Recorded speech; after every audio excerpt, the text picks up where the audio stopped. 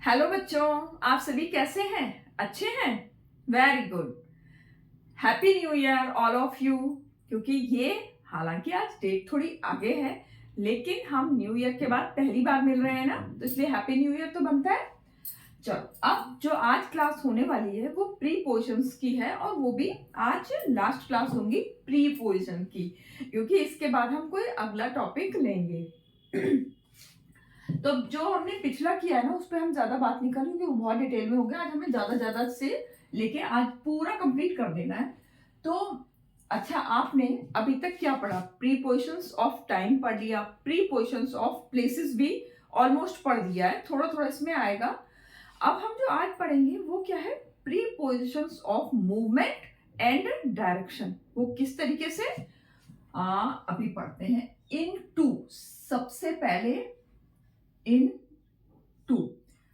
अब इसमें मूवमेंट वाली बात कहां से आई, इसको समझते हैं हम। जैसे ना, ये एक बॉटल ली है और बॉटल के अंदर क्या है? एक पेन। थोड़ी बॉटल और बड़ी होती ना, पेन पूरा अंदर हो जाता तो ज्यादा अच्छा था, पर खैर। तो अगर इस तरीके से होगा तो आपने सबसे पहले जो प्रीपोजिशन पढ़ी थी, क्या पढ़ा था? इन पढ़ा था ना। तो हम क्या बोलेंगे? A pen is in the bottle, पढ़ा था ना। अगर अब मैं यहाँ पे एक सेंटेंस ये लिख रही हूं, मान लो, पहले मैं एग्जाम्पल से शुरू कर रही हूं। आ पेन इज मूविंग, ध्यान देना, moving, movement, in to the bottle. अब आप कंफ्यूज नहीं होना कि अभी थोड़ी देर पहले तो मैम कह रही थी a pen is in the bottle, यहां लिख दिया है a pen is moving in to the bottle. इसको समझो, अगर पेन बॉटल में है तो इन आएगा, लेकिन अगर मैं इस पेन में मूवमेंट, इसको मैं डाल रही हूं, इसका मतलब पेन में क्या हो रहा है? मूवमेंट हो रहा है, और वो कहाँ जा रहा है? बॉटल के अंदर जा रहा है। तो जहां भी कहीं मूवमेंट होगा तब क्या होगा? इनटू यूज में आएगा। जैसे कि और भी, कि आप पेपर लिख देती हूँ, पेपर बॉल, पेपर जो पेज फाड़ा उसमें, a paper went into the dustbin. Paper went जब जा रहा है डस्टबिन में, तब हम क्या बोलेंगे? Into the dustbin. कहने का मतलब ये है बस कि मूवमेंट होना चाहिए। अगर इसी तरीके से एक और एग्जांपल, मान लो मिल्क है, मिल्क अगर पहले से ही बर्तन में है तो क्या होगा? In the pot. लेकिन अगर हम मिल्क को उसमें डाल रहे हैं, कि किस में डाल रहे हैं? मिल्क को किसी भी बर्तन में डाल रहे हैं, तो हम उसमें क्या वर्ड बोलेंगे? Into, into the bottle. ठीक है, क्योंकि हम क्या कर रहे हैं, जो उसमें मिल्क जो है पानी बॉटल में गया, यानी उसमें क्या हो रहा है? मूवमेंट हो रहा है। अगर मान लो, चलो इसी में ही अगर एक बात और हो जाए कि मैं इसमें ढक्कन और लगा दूंगी तो पैन बंद नहीं हो रहा है, ये बॉटल बंद नहीं हो रही है, अगर ये बंद हो जाए इस तरह से, तब यहाँ पे वर्ड क्या आएगा? हमने पहले ही पढ़ लिया था ना, क्या आएगा? इनसाइड। जैसे यहाँ पे द पेन इज, अगर उसके अंदर है, उसमें ढक्कन लगा चुकी हूं, तब क्या आता है?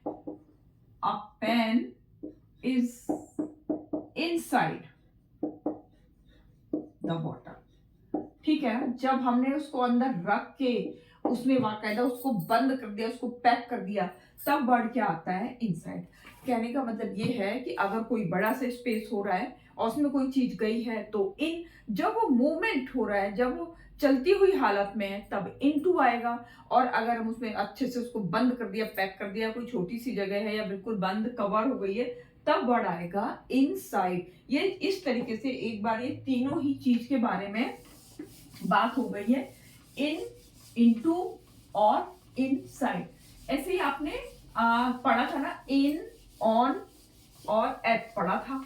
तो ऑन कहाँ के लिए आ रहा था? कोई चीज जब किसी के सरफेस पे थी। इसी तरीके से ऑन टू, ये भी वर्ड है। अभी तक आपने पढ़ा था इनटू, इनटू का मतलब क्या था? अंदर जाने के लिए। अब ऑन टू, ऑन टू का मतलब क्या है कि बॉक्स के ऊपर है, लेकिन कैसे? चलती हुई हालत में। यानी कोई भी चीज ऊपर है लेकिन वो चलती हुई है, जैसे कि वी। अगर हम कहीं पे ऊपर की तरफ चढ़ रहे हैं, जैसे ऊपर की तरफ हम कहां चढ़ेंगे? जैसे वी क्लाइंब्ड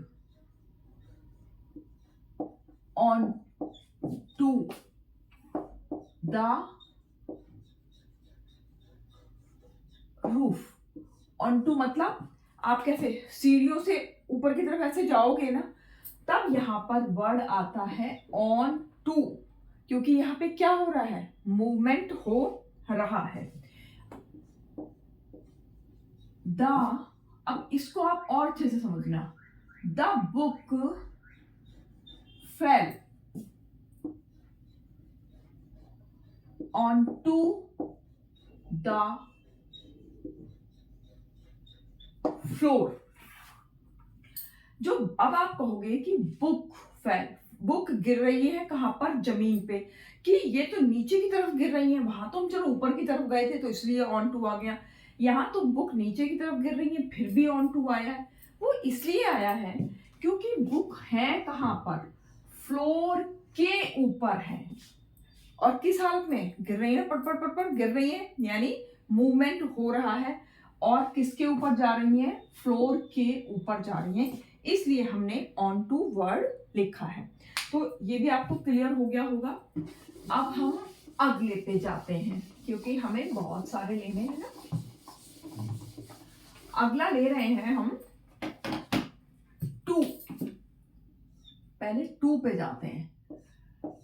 टू का यूज जगह जगह अलग अलग होता है। जैसे एक पहले हम लेते हैं टू का प्रयोग के लिए,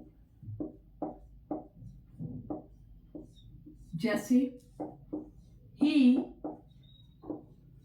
went to help, वो गया मदद के लिए। तो यहां पर टू का यूज होता है। इसी तरह और इसका प्रयोग होगा को या तक के लिए भी। जैसे कि इसका भी एग्जांपल देख लेना। He gave money to his father, उसने दिया धन, मनी, पैसा, टू अपने पापा को, अपने पिता को पैसा दिया। ठीक है, अब तक का भी देख लेते हैं। इसका तो आप बहुत ज्यादा कि आई गो टू द स्कूल, मैं कहा जाता हूं? स्कूल जाता हूं। इसके अलावा इसका एक और इंपॉर्टेंट काम है, वो क्या? आपने देखा ना कंपैरिजन, जो भी हम पढ़ेंगे भी आगे भी एडजेक्टिव में आएंगे इसकी डिग्री कंपैरिजन की। तो उसमें जब भी हम कंपैरिजन करते हैं ना दो के बीच में, तो क्या आता है? देन आता है ना, देन। लेकिन अगर जूनियर, सीनियर, सुपीरियर, इस तरीके के ना एक्सेट्रा, इस तरीके के वर्ड्स हैं, तो इनके आगे आएगा टू, ना कि देन। क्लियर? अगर इस तरीके के वर्ड्स आएंगे तो, क्योंकि कंपैरिजन हो रहा है ना दो के बीच में, ऐसा लग रहा है ना क्योंकि आई ओ आर आ गया, लेकिन इसके बाद में देन नहीं आएगा, टू आएगा। आप ये टू का यूज समझ गए। एक जो टू का और इम्पोर्टेंट है वो टू का टाइम के लिए भी आता है कि 9 o'clock, इस तरीके का भी लिख दो यहीं पे कहीं पे।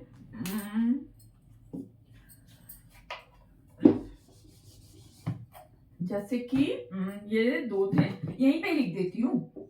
एक तो ये भी तो है इसका तीसरा जूनियर वगैरह के साथ, ये भी तो अलग ही है ना। चौथा हुआ टाइम, टाइम के लिए क्या है, जैसे 9 o'clock। और अभी मैं इसका भी दोबारा से बताऊंगी किस तरीके से टाइम का आ जाता है। अभी फिलहाल अगर हम जो इसका और यूज है वो हम पढ़ेंगे टू वर्ड्स के साथ में, कि टू कई कंफ्यूजन क्या आ जाता है कि कई जगह तो टू आता है और कई जगह टू वर्ड्स आ जाता है। तो मैं टू का यूज जो है ना वो टू वर्ड्स के साथ ही साथ आपको कराती हूँ।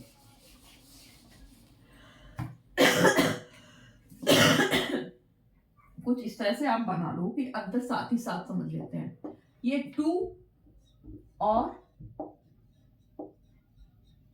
टू वर्ड्स क्या होता है, और आपने टू वर्ड कई बार पढ़ा होगा। अच्छा आपको एक चीज और बता दूं, कई जगह आप पढ़ते हो टू वर्ड्स और कई जगह पढ़ते हो टू वर्ड, उसमें एस नहीं आता है। तो क्या कुछ अंतर है इसमें? बिल्कुल नहीं है, कोई कंफ्यूज नहीं हो उसमें। बात क्या है कि इंग्लिश दो तरीके की है ना, एक है ब्रिटिश इंग्लिश और दूसरी है अमेरिकन इंग्लिश। तो जो अमेरिकन इंग्लिश है उसमें टू वर्ड्स की जगह पे वो टू वर्ड लिखते हैं, और जो ब्रिटिश है वो लिखते हैं टू वर्ड्स। और हम क्या यूज करते हैं भाई, हम बहुत साल तक अंग्रेजों के गुलाम रहे हैं ना, तो हमें थोड़ा सा हमने उनकी बातें ज्यादा मानी है, तो इसलिए हम टू वर्ड्स यूज करते हैं। पर टू वर्ड्स आए या टू वर्ड आए सेम बात है, ठीक है। जो टू है उसका यूज होता है फाइनल डेस्टिनेशन के लिए, जहां हमें एकदम पहुंचना है उस जगह के लिए, फाइनल डेस्टिनेशन। और ये क्या है, फाइनल डेस्टिनेशन नहीं है, बस और जा रहे हैं की ओर, है ना, यही बात है ना। और ये क्या है, हमारी अंतिम जगह आती है। जैसे यही अभी एक सेंटेंस आया था ना कि आई गो टू द स्कूल लिखा था, अब हाउस लिख देती हूँ चलो। तो इसमें हाउस क्या है, उसका फाइनल डेस्टिनेशन, कि मैं जाता हूं घर। अब घर से उसको कहीं और नहीं जाना है। या we went to temple, railway station, hospital, आपको जहां भी जाना है वो आपका लास्ट डेस्टिनेशन है, तो आ जाएगा टू, ठीक है। लेकिन अगर सेंटेंस इस तरह से आए कि आई एम गोइंग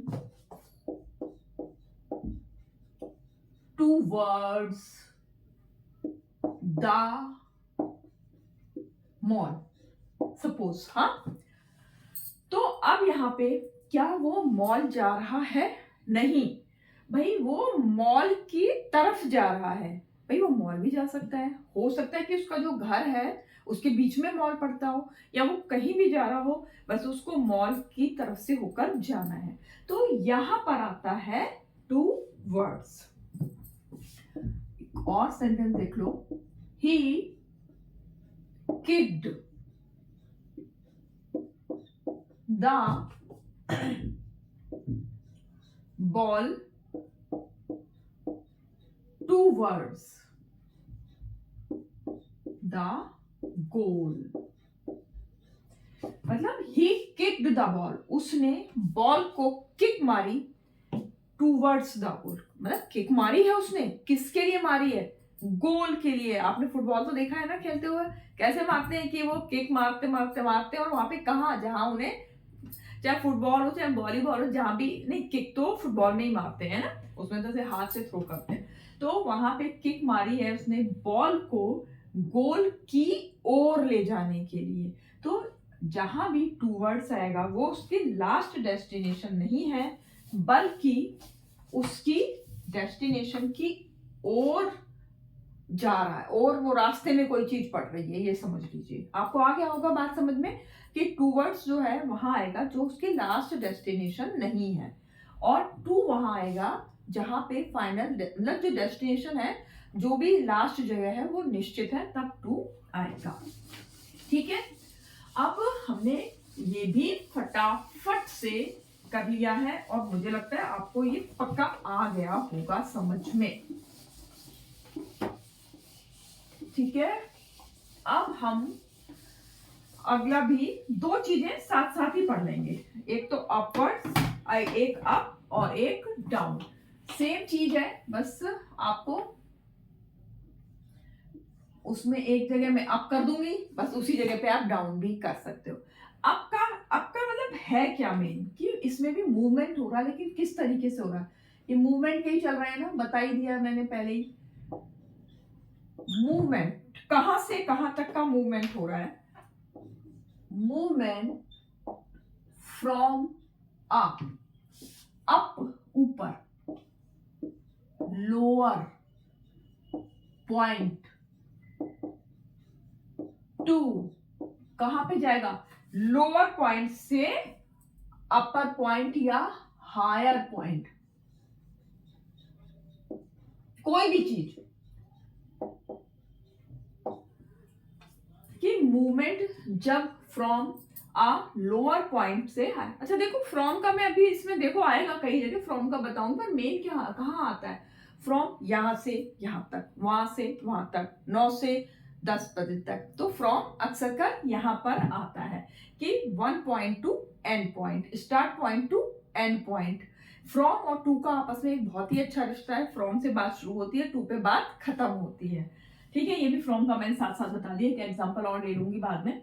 तो जो अप है, आपका क्या है, मूवमेंट अगर हो रहा है लोअर पॉइंट से हायर पॉइंट की तरफ, तो अब डाउन में क्या, डाउन में बस आप उल्टा कर देना, सेम यही बात होगी, movement from a higher point to lower point. जैसे कि आपने he went up the hill. अच्छा आपको मैं एक चीज कहूं कि आपने वो एक पोएम सुनी है, Jack and Jill went up the hill to fetch a pail of water, जरूर सुनी होगी ना, नर्सरी या एलकेजी क्लास में, छोटी क्लास में या फर्स्ट में आप लोगों ने शायद सुनी हो। अगर आप में से बच्चों ने पोएम सुनी है तो मुझे कमेंट्स करके जरूर बताना कि मैम हमने ये सुनी है। तो उसमें जैक एंड जिल कहाँ जा रहे होते हैं, Jack and Jill went up the hill, क्योंकि वो हिल पर, ऊपर ही तो जाया जाएगा ना हिल पर, तब यहाँ पर कहीं भी ऊपर चढ़ने की बात आएगी तब आएगा अप।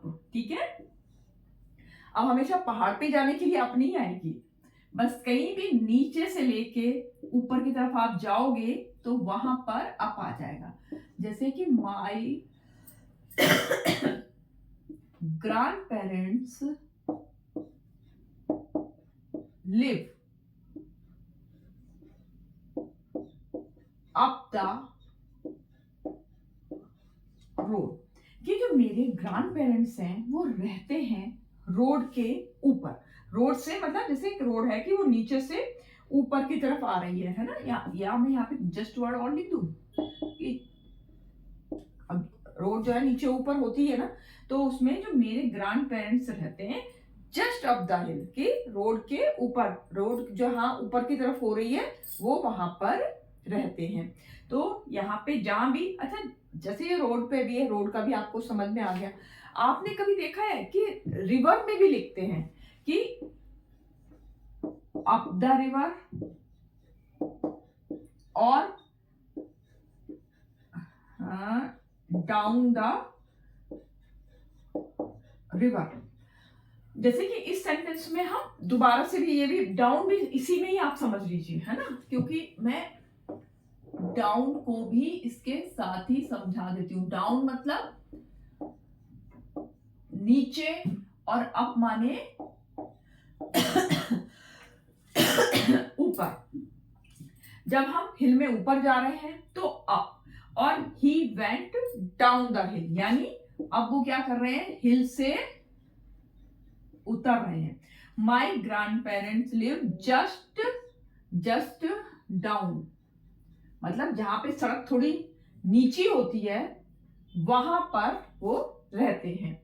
अच्छा, अब बात कर रहे थे हम रिवर की, कि रिवर में अप एंड डाउन कहां से होता है। तो वो होता है कि अगर हम रिवर में आगे की तरफ जा रहे हैं तो हम बोलते हैं अप द रिवर, अगर हम रिवर में पीछे की तरफ लौट रहे हैं तो हम बोलते हैं डाउन द रिवर। ठीक है, आप ये समझ जाइए कि अगर अप द रिवर आया तो उसमें मतलब वो नदी में आगे की ओर जा रहे हैं, और डाउन आता है तो इसका मतलब वो नदी में पीछे की ओर आ रहे हैं, वापस आ रहे हैं, तो वहां पर डाउन यूज होगा। तो इस तरीके से अब हमने ये भी पढ़ लिया, अप और डाउन। मेरे को लगता है आपको आ गया होगा समझ में। और फिर तो देखो कितनी भी एग्जांपल्स ले लूं ना, कोई एंड ही नहीं है। वो तो जब तक आप खुद नहीं पढ़ोगे ना 100-200 एग्जांपल्स, तब तक आपको कुछ समझ में आना है नहीं।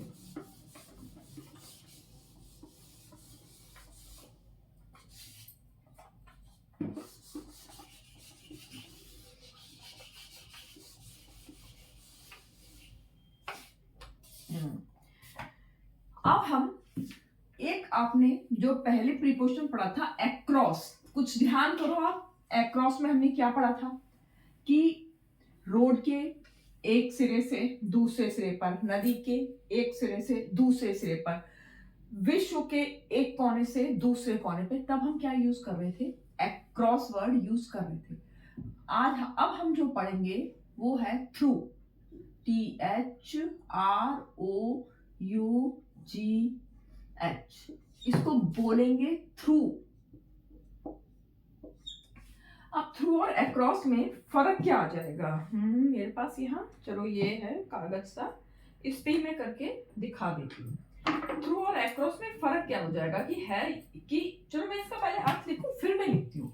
इसको आप इस तरीके से समझिए, मूवमेंट, मूवमेंट कहां से कहां है, मूवमेंट इन वन साइड से, movement in one side to दूसरी साइड में जाना है, लेकिन कैसे, आउट ऑफ, इसको ना मैं एंड कर देती हूं,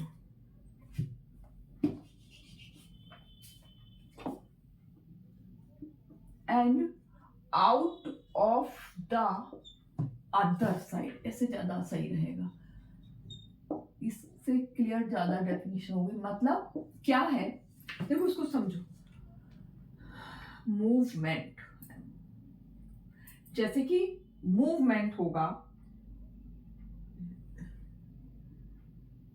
मूवमेंट होगा एक साइड से और बाहर होगा दूसरी साइड से। अब इसमें वो नहीं है एक कोने से दूसरे, जबकि हो रही है वही बात, लेकिन एक कोने से दूसरे कोने पर ही जाना नहीं है। इसको कुछ ऐसे समझिए, थर्माकोल पे जैसे ये है, कोई कागज है, इसको मोटा कागज समझ लो, ये तो पतला सा है, इसमें मैं पेन घुसाऊं और फिर ये पेन जो है ये दूसरी साइड निकल आए, मतलब मूवमेंट कहाँ हुआ, एक साइड में हुआ ना, और पेन कहाँ निकला, दूसरी साइड में पेन निकला। यानी गतिविधि किधर हो, एक तरफ हो, और निकले चीज कहाँ, दूसरी तरफ। जैसे कि आप थर्माकोल पे काम करते हो ना, आपने देखा है थर्माकोल में हम चाकू एक तरफ घुसाते हैं और कहाँ निकल जाता है चाकू, दूसरी तरफ निकल आता है। तो जब इस तरीके का मूवमेंट होता है तब हम थ्रू वर्ड यूज करेंगे। एग्जाम्पल जैसे the train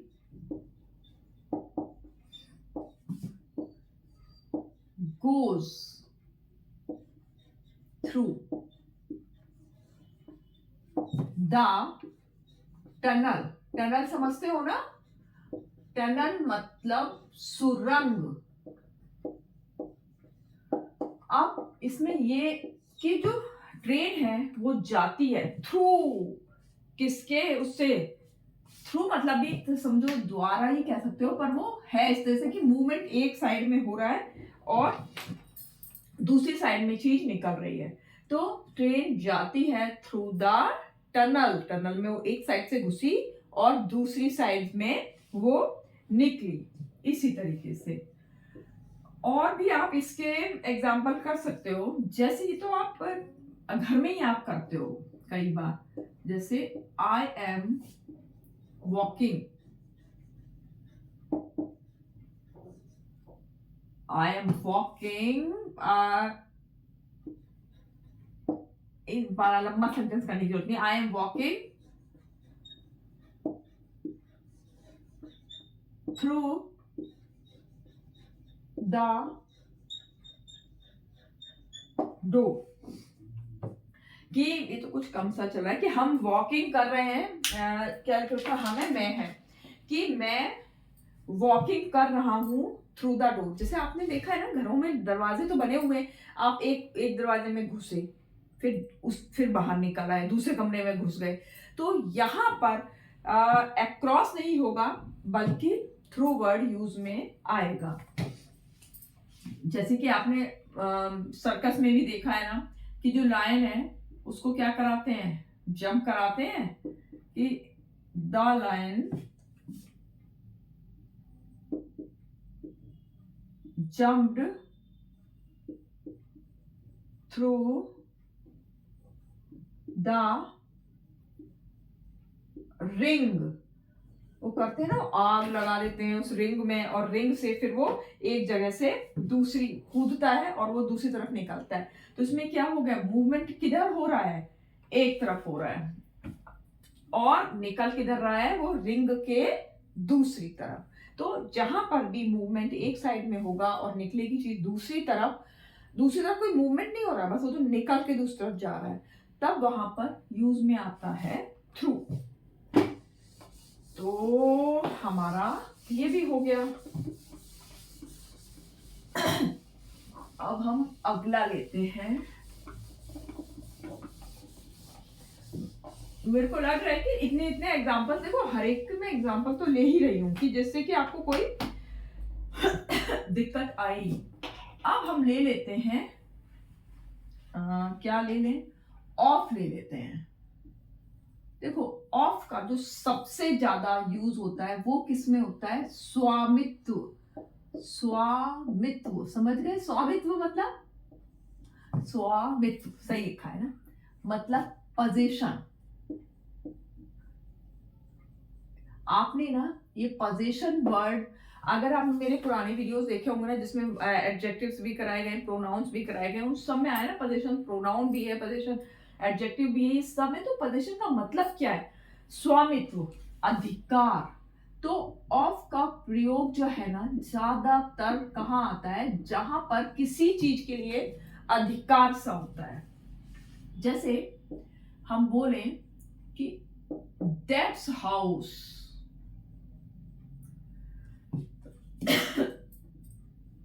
of my grand parents का ही लिख देती हूँ चलो, और ये किसी का भी नाम भी लिख सकते हो, यहाँ पे माई कर दिया है तो ग्रैंड पेरेंट्स ही सही, कि ये जो हाउस है किसका है भाई, ग्रैंड पेरेंट्स का है। या that's house of Salman Khan, that's house of Amitabh Bachchan, करते हैं ना कि भाई जब लोग मुंबई में देखने तक जाते हैं ना इनका घर वर के लिए, तो वहां पर ये ऑफ का यूज जो होता है मेन होता है स्वामित्व के लिए, कि इस ग्रैंड पेरेंट्स का स्वामित्व हो गया है उस घर पे, पोजीशन हो गया है ना, पोजीशन है ना, अधिकार सा है। इसी तरीके से, और हाँ इसका जो होता है ना मेन, का, के, की, यही पढ़ते हैं ना छोटी क्लास में कि का, के, की के लिए ही इसको हम यूज में लाते हैं। जैसे उसके लिए भी हम यहाँ पे, कि ये जो मैंने ये वर्ड लिखा है ना पोजीशन, वो का के की हो गया ना, कि ये हाउस है किसका, मेरे ग्रैंड पेरेंट्स का, पर वो का के की तो आता है, पर मेन बात आ जाती है उसमें अधिकार की। अच्छा, और ये नाप तौल के लिए भी आ जाता है, नाप तौल होती है ना, मात्रा होती है ना, तब भी हम, कि हमने इतने किलो चीनी खरीदी है या हमने कुछ भी सामान खरीदा है, अगर उसमें नाप तौल है तो उसके लिए भी ऑफ आई बॉट 5, ये किलोग्राम्स होगा ना, उसको मैंने ऐसे केजीज कर दिया है। आई बॉट 5 केजीज, कुछ भी, शुगर ही लिख देती हूँ कि मैंने कितनी क्या खरीदी है, इतनी 5 किलो चीनी खरीदी है। तो 5 केजी क्या है, एक मात्रा है। तो जब भी नापतोल की, अरे मैंने आई बॉट 5 केजीज ऑफ, यहाँ पे तो मैंने लिखा ही नहीं है, ये मतलब कि मैंने 5 किलो क्या खरीदी है। एक तरीके से अगर हम यहाँ काके की का देखें कि हमने चीनी की 5 किलो खरीदी है, चीनी की मात्रा 5 किलो खरीदी है। तो जब भी किसी नापतोल की भी बात आएगी तो भी ऑफ का जिक्र आएगा। इसी तरीके से और भी ये ना क्या है, एक रिलेशन का काम करता है। नाउन से नाउन के बीच के रिलेशन का काम करता है ऑफ। किसका काम करेगा, रिलेशन, किसके, नाउन के बीच, नाउन के बीच। जैसे हमने ये तो पोजीशन का हो गया, नापतोल का हो गया, अब ये तीसरा हो गया रिलेशन, यानी संबंध बनाने का काम होता है। जैसे कि he is a member of, वह है मेंबर किसका, हमारी फैमिली का। He is a member of our family. और यहाँ पे हिज फैमिली भी आप कर सकते हो कि वो क्या है, उसकी फैमिली का मेंबर है। या और भी हम यहाँ पे नाम के साथ भी कर सकते हैं कि रिया इज अ सिस्टर ऑफ, जिया कर देती हूं,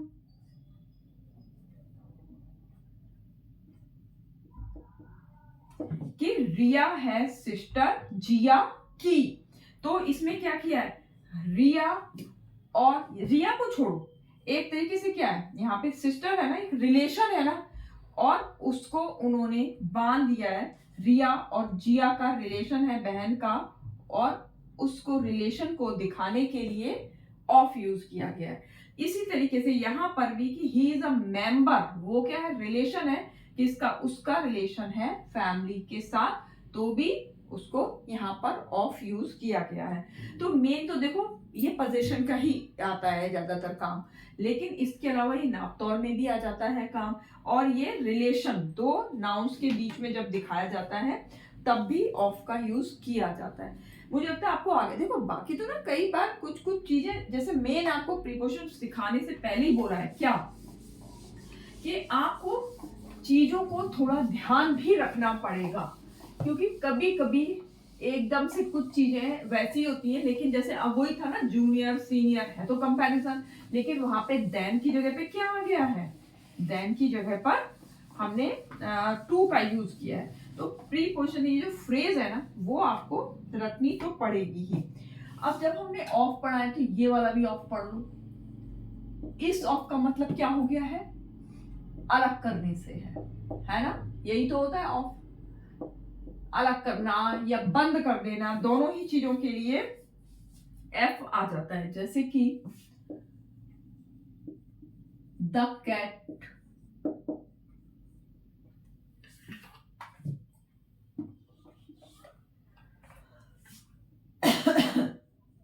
द कैट जम्प्ड ऑफ, ओ है ये, ऑफ द टेबल, कि जो कैट है उसने जंप करके कहां से अलग हो गई है, वो टेबल से कैट जो है अलग हो गई है ना। तो यहां पर ऑफ आएगा जब कोई चीज अलग हो जाती है, तो अलग आता है। जैसे एक और समझ लो, द ग्लास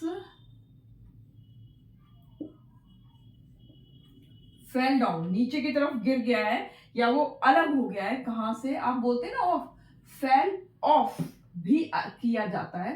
द टेबल। जैसे हम ज्यादातर कि ग्लास अगर टेबल पे से गिर गया है तो हम बोल देते हैं कि फेल डाउन, पर हम फेल ऑफ वर्ड भी कि वो टेबल से अलग हो गया है। तो हम यहाँ पे ऑफ का प्रयोग करते हैं जब चीजें, कोई सी चीज एक तरीके से, इसमें क्या है, ये भी नाउन है, ये भी नाउन है। हमने वो वाला ऑफ कहाँ किया था, दो नाउन को जोड़ने के लिए। यहाँ पे क्या है, ये नाउन से नाउन कोई सी चीज अलग हो रही है तो यूज में आ रहा है, ऑफ आ रहा है। इसी के साथ ही हम जब फैन ऑफ करते हैं कि क्या, तब भी हम बोलते हैं क्या, स्विच ऑफ द फैन या स्विच ऑफ द टैप। कुछ भी इस तरह से कि कोई चीज बंद करनी होती है तब हम उसकी जगह पे ऑफ यूज करते हैं। तो इस तरीके से ये दोनों ही ऑफ का भी आपको आ गया होगा। अब देखिए करा तो अब तो लगभग मुझे लग रहा है ज्यादातर तो सब हो ही गई हैं। एक आपके किताब में उसमें दिया हुआ है नवोदय में अलोंग, तो अलोंग का भी हम साथ साथ में कर लेते। अलोंग, अलोंग का अर्थ ही होता है साथ साथ। जब कोई दो काम साथ साथ हो रहे होते हैं तब आता है अलोंग। कहाँ पे, कैसे साथ, एक लाइन में, मतलब अलग अलग नहीं हो रहा है, एक लाइन के साथ ही काम हो रहा है, इन अ लाइन, तब आता है वर्ड अलोंग। जैसे एक समझ लीजिए, they are walking, they are walking along the beach। Beach समझते हो, जो समुद्र का किनारा होता है ना, कि वे वॉकिंग कर रहे हैं बीच पर साथ साथ। क्या लिख दूं, समुद्र का किनारा। सब लोग घूमने भी जाते हैं, भी इस समय विंटर वेकेशन है ना, तो यहाँ पर तो अक्सर कर गोवा हुआ, वहां पे बीच जहां मिल जाता है, इतने मौसम भी सही है इस समय, वहां इतनी गर्मी नहीं होती है। तो वहां पे जब दो लोग वो गए हैं, भाई गोवा ही घूमने गए हैं, और वो बीच पर वॉक कर रहे हैं, कैसे कर रहे हैं, साथ साथ कर रहे हैं। और भी, we walked along the footpath, है ना।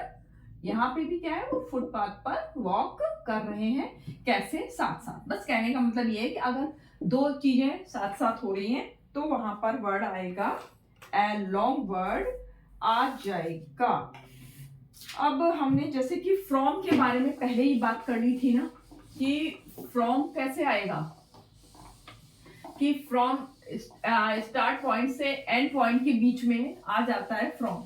एक बस फ्रॉम का ना, और एक थोड़ा सा बस समझ लो, फ्रॉम बहुत आता है इस वजह से, वैसे तो मैंने आपको बता ही दिया। फ्रॉम का क्या मतलब होता है, से भी होता है ना। से में अगर कोई चीज कोई जगह छोड़ के आ रहा है, कोई अलग हो रही है, तो देखो फ्रॉम और विद में अंतर।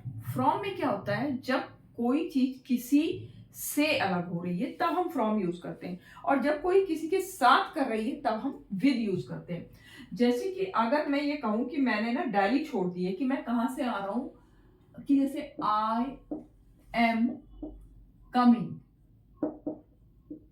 फ्रॉम दिल्ली, तो आप समझ में आ गया ना कि इसमें क्या हुआ, उसने दिल्ली को क्या किया है, दिल्ली को छोड़ दिया है। तो यहां पर सेपरेशन के लिए आ गया है फ्रॉम वर्ड, कि दिल्ली को उसने एक तरीके से क्या बोल दूं, अलगाव, है ना, अलग के लिए, अलग होने के लिए फ्रॉम वर्ड यूज हो गया है। इसी तरीके से हम ये जो सेंटेंस था ना कि माय, इस तरह का मैं लिख चुकी हूं, my classes are 9 PM to, क्या लिख दूं, PM ज्यादा ही लेट हो गया ना, मैंने 7 से कर देती हूँ, 7 PM टू 10 PM। तो इसका मतलब क्या हुआ कि जो क्लास जो है वो कब से शुरू हुई है, 7 PM से। अरे माइक फ्रॉम वर्ड यूज नहीं किया है, यहीं पे ऊपर रख के कर देती हूँ। माई क्लासेस आर फ्रॉम, ठीक है। तो यहाँ पे जो क्लास है वो कब से शुरू हुई है? 7। ये हमारा क्या है? स्टार्ट पॉइंट है ना। और एंड पॉइंट क्या हो गया हमारा? 10 PM। तो जब भी स्टार्ट पॉइंट आएगा तो वो फ्रॉम होगा और एंड पॉइंट से पहले टू आएगा। ये वाली बात बताई थी ना कि फ्रॉम का यूज यहाँ पर होगा, और फ्रॉम के साथ ज्यादातर इस सेंटेंस में ऐसे टू आ जाता है, और एक यहाँ पे फ्रॉम का इस तरह से यूज में आ जाएगा। इसके साथ साथ एक चीज और बता दूं मैं, जैसे लास्ट वीक,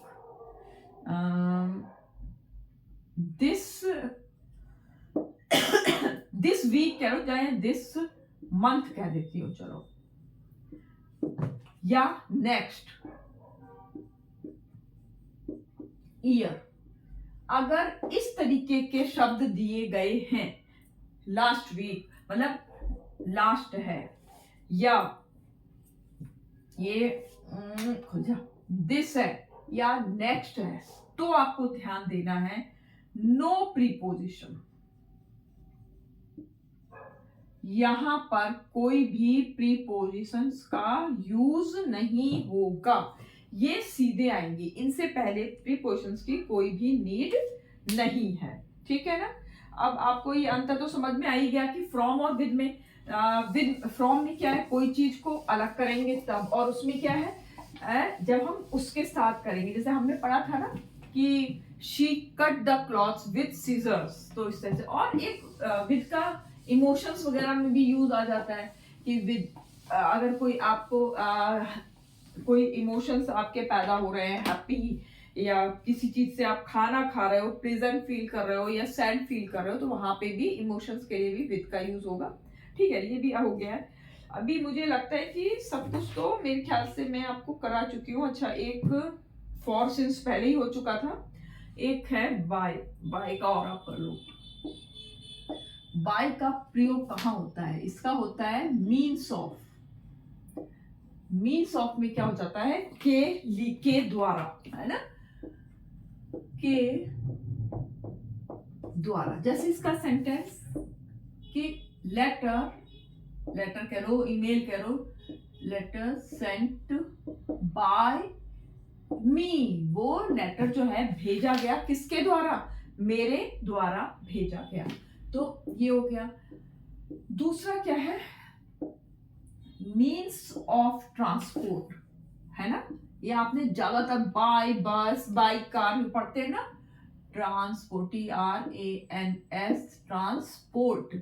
ट्रांसपोर्ट के लिए भी हम बाय का यूज करते हैं, जैसे कि आई प्रिफर, मैंने इसे बता ही दिया बाय, बस अब मैं एक सेंटेंस दे देती हूँ। I prefer to travel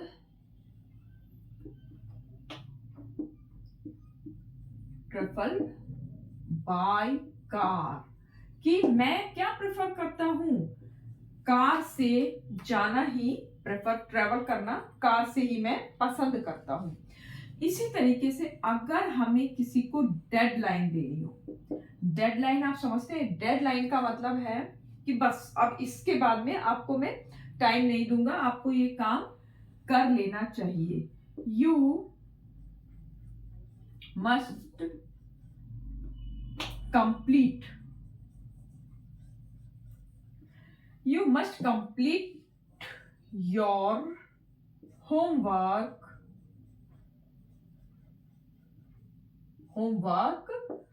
by evening, मतलब आपको शाम तक अपना होमवर्क, अरे होमवर्क में लिखते होमवर्क, आपको अपना जो होमवर्क की डेडलाइन क्या दे दी गई है भाई? शाम तक आपका होमवर्क कंप्लीट हो जाना चाहिए। तो ठीक है, means of transport, means of, और इसके साथ ही डेडलाइन, इस तरह से बाय आ गया। तो भाई आज बहुत सारे प्रिपरेशंस करा दिए हैं और अब सारे ही प्रिपरेशंस हो गए हैं, बस अब आपको प्रैक्टिस की जरूरत है कि आप जितना ज्यादा प्रैक्टिस करोगे उतना ही आपको प्रीपोजिशंस एकदम क्लियर होती चली जाएंगी। और अगर आपको कुछ नहीं भी समझ में आया तो आप कमेंट्स में बता सकते हैं। इसके अलावा जो भी आपकी किताब, जो भी आपके पास किताबें हों, तो उसमें प्रीपोजिशंस की आप प्रैक्टिस कीजिएगा, और कोई दिक्कत आए तो मेरे से जरूर आप पूछ सकते हैं कमेंट्स में, कभी भी किसी भी टाइम।